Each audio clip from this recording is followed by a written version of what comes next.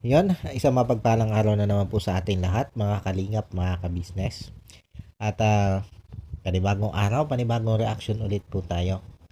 At for today's video po ay gawin po natin ng reaction. Itong Danjoy. Habang itong si Kalingap Dan nga po ay nandyan sa bansang Taiwan. Kumusta na nga ba silang dalawa? Namimiss ba nila ang isa't isa? Ano sa tingin nyo mga kalingap, mga kabisnes? At ito na nga mga kalingap, mga kabisnes. Alamin natin dito sa naging vlog nitong si Kalingap Rab. Latest vlog niya dito sa Danjoy. Na kung saan ay pinuntahan nga nitong si Kalingap Rab itong si Joy Diwata para magpaabot ng blessing na paabot nga po ng sponsor at para makamusta na rin itong si Kalingap Rab. At para may update na rin tayo nito si Kalingap Rab sa kung ano na nga ba o kumusta na nga ba ang Danjoy.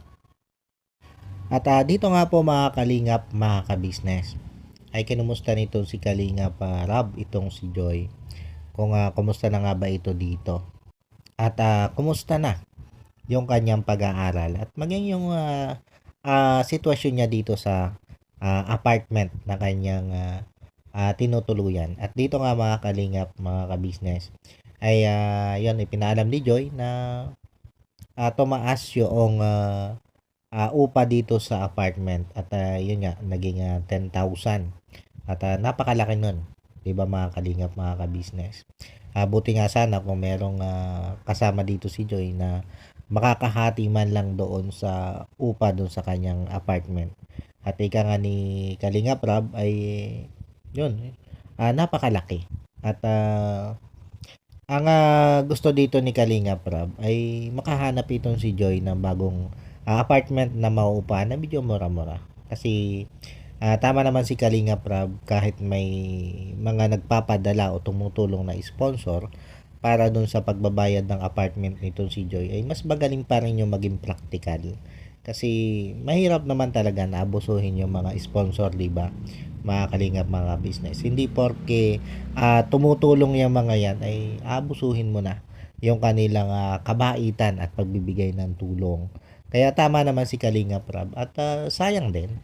Sayang din yung 10,000 na ibinabayad nitong si Joy dito nga sa apartment na ito. Kung mayroon naman siyang mas mura-mura na makukuha at yung sa tingin naman natin ay safe din, 'di ba mga kalingap, mga ka-business.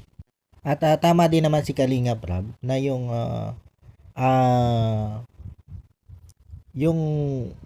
ibabayad nitong si Joy doon sa apartment, yung 10,000 na yon.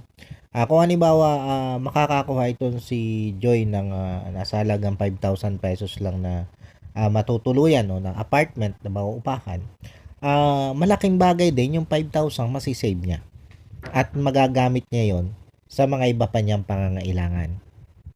Dahil hindi din naman biro ang mag-aral sa college, di ba? Lalo't nursing nga itong si Joy. Alam natin na medyo may kalakihan ang gastos diyan sa pag-aaral ng nursing. At hindi naman porke scholar ito ni Kalinga Prab ay magiging easy na lang ika nga yung paggastos. Hindi porke may sumusuporta, di ba mga kalingap, mga ka-business. At saka yung 5,000 na yun, pwede na rin maitulong nito si Joy sa kanyang pamilya. Kung hindi man maidagdag niya doon sa budget niya sa pag-aaral, ay pwede niyang itulong yun sa kanyang pamilya. At yun nga, hindi naman biro o hindi bastang halaga yung halimbawa 5,000 na masisave niya kung sakasakali. Pero ang isang option dito ni Kalinga Prab ay maghanap ng makakasama nga itong si Joy dito sa apartment na ito. Para nasa ganon ay yun nga, may kahati itong si Joy doon sa bayarin dito sa apartment niya kasi ang laki nga naman, di ba, 10,000.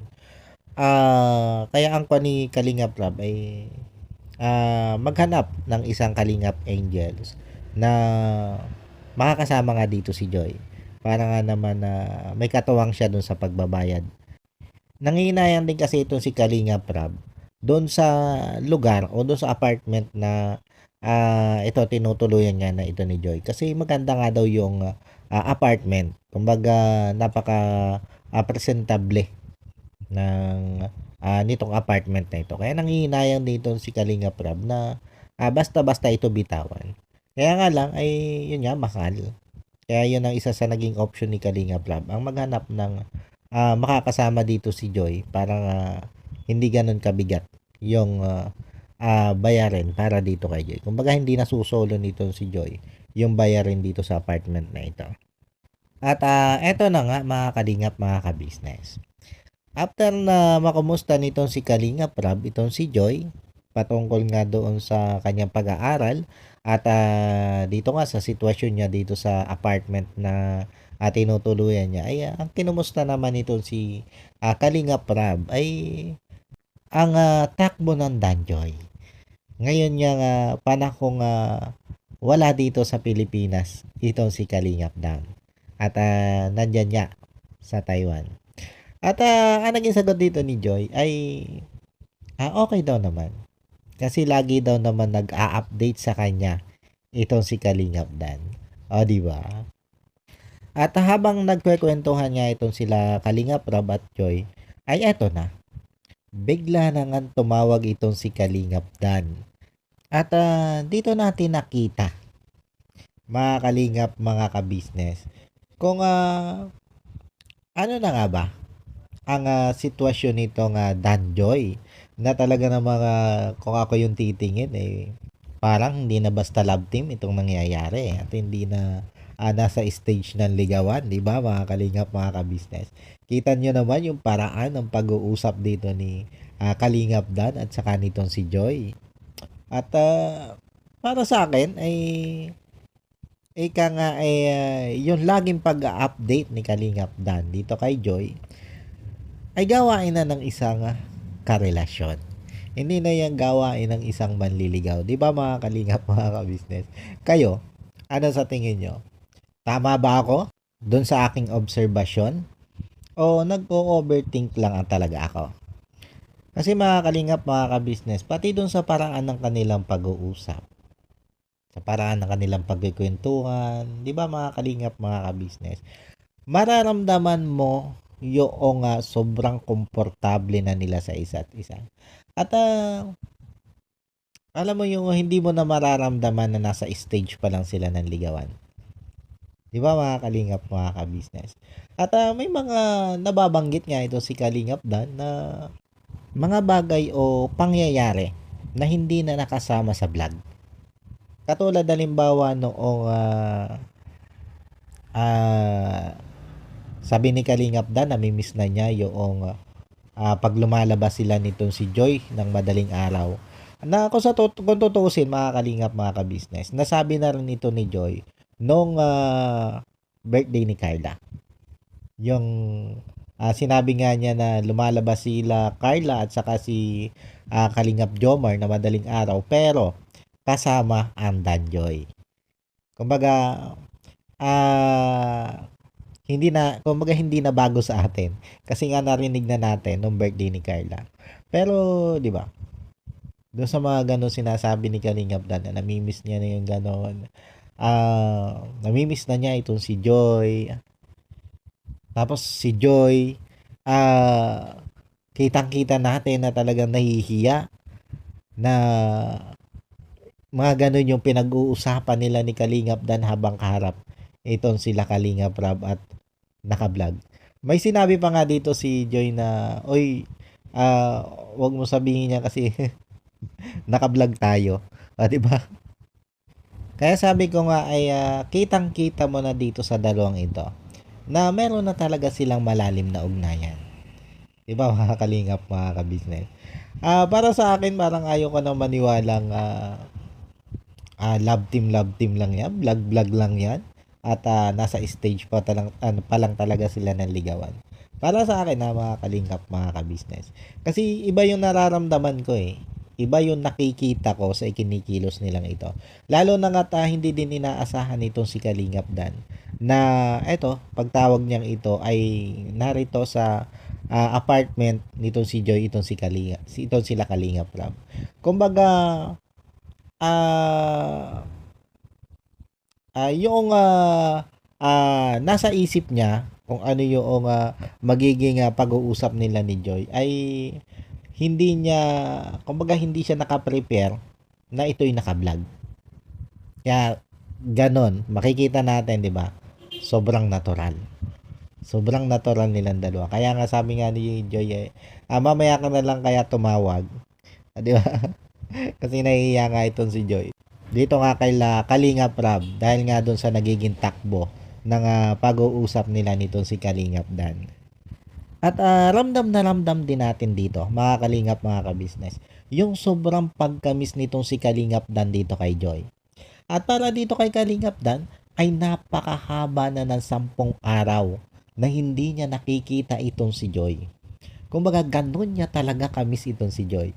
At sabi nga nitong si Kalingap Dan ay parang ang hirap pala ng ganito na malayo sa'yo.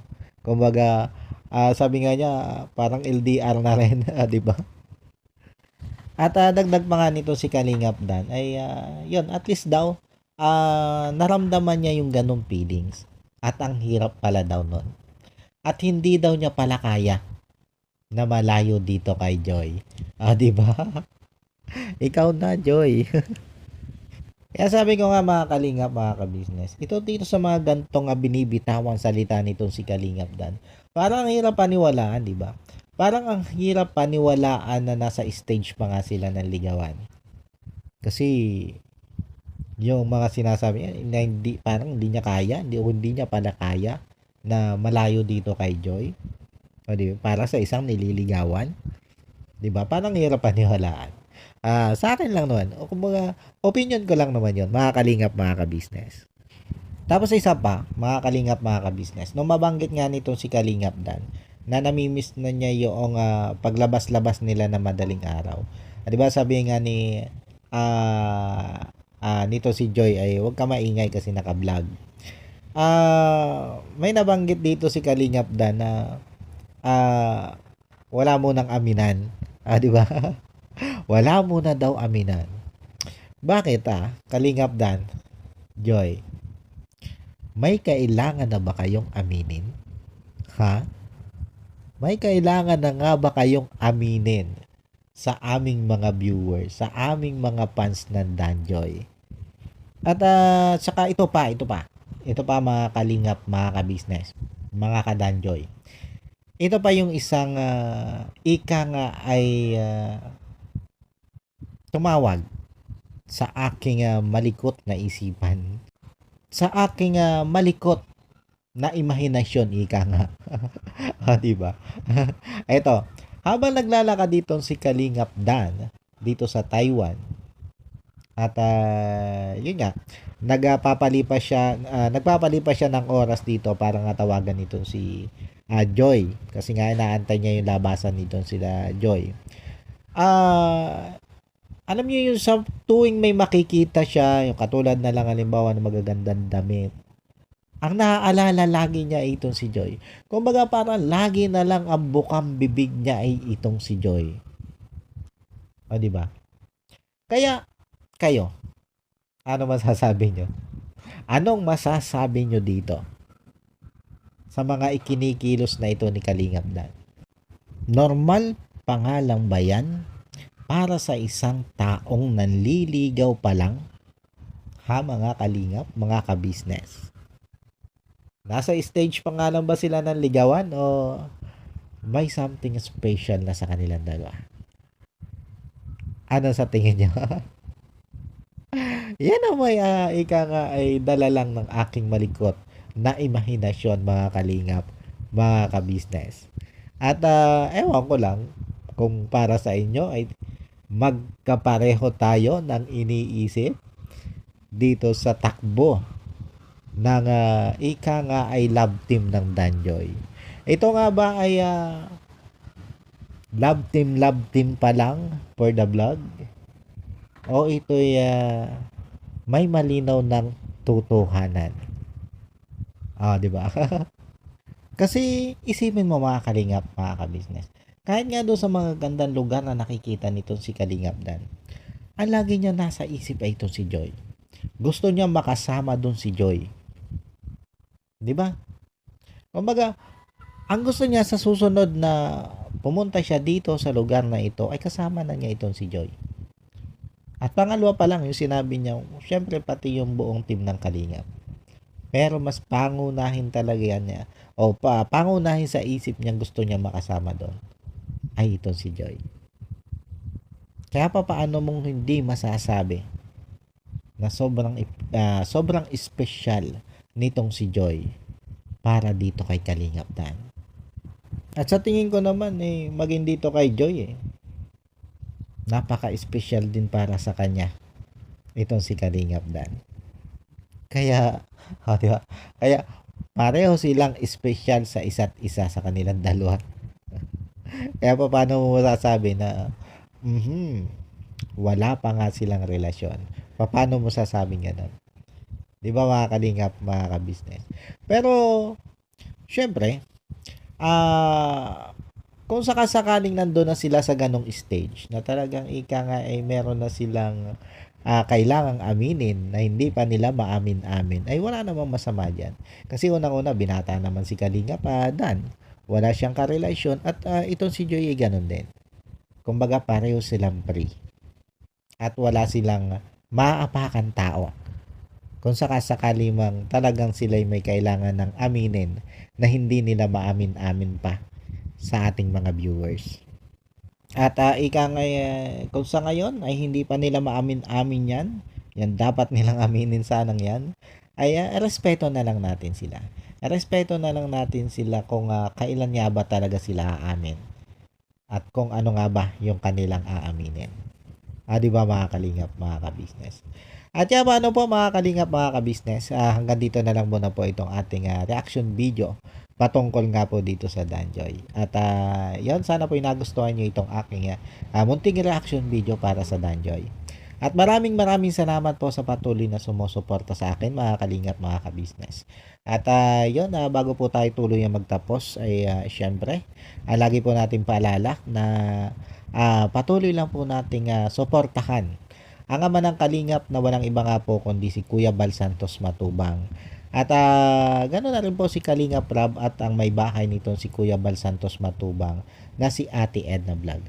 At syempre ganoon din po ang may bahay ni Kalingap Rab na si Ma'am Jack Tapia Matubang. At ganoon din po ang lahat ng Kalingap partners at ang lahat ng Kalingap reactors. Syempre, ang inyong lingkod, Anime Reactors TV. At mga kalingap, mga ka-business, yan isama na po natin sa patuloy natin susuportahan ang ka-business official, Papa Dins TV at ka-business family. Yan, paano po mga kalingap, mga ka-business, muli po ay maraming salamat po sa inyong lahat. God bless po sa inyong lahat. And I love you all. Bye-bye.